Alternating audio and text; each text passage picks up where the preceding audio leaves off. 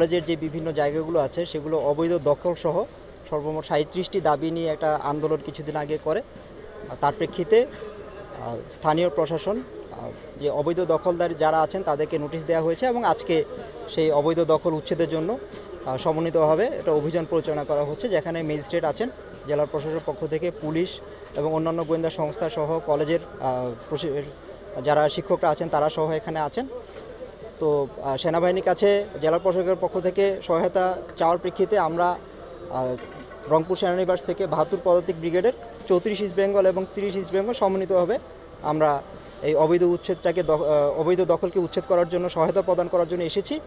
আমরা নিশ্চিত করছি যে এই উচ্ছেদকে কেন্দ্র করে কেউ যাতে কোনো মব তৈরি করতে না পারে এবং এই অবৈধ উচ্ছেদটাকে বাধা প্রদান করতে না পারে। একই সাথে আমরা এটাও নিশ্চিত করছি যে যাদের যে দখলকৃত যে জায়গাগুলো আছে সেগুলো উচ্ছেদের ক্ষেত্রে তাদেরও যাতে কোনো বড় ধরনের ক্ষয়ক্ষতি বা কোনো ধরনের বিপদ যাতে অনাকাঙ্ক্ষিত কোনো যাতে পরিস্থিতি তৈরি না হয় সেটাও আমরা নিশ্চিত করি।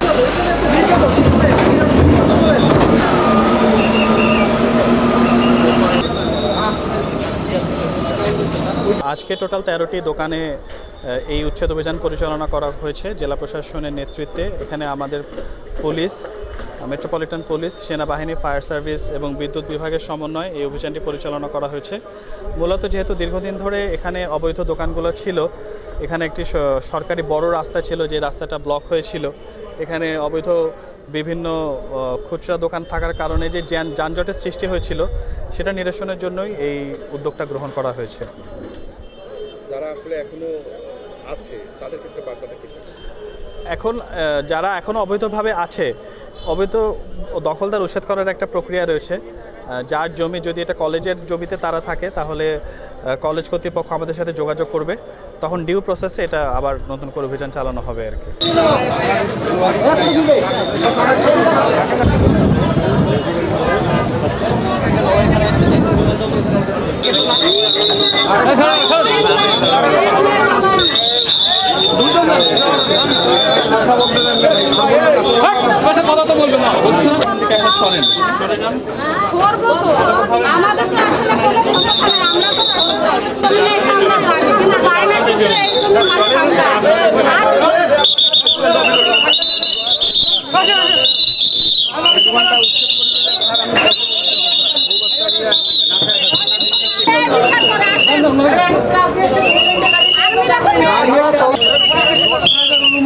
মানবেন না স্যার, আপনি এখান থেকে যান এখান থেকে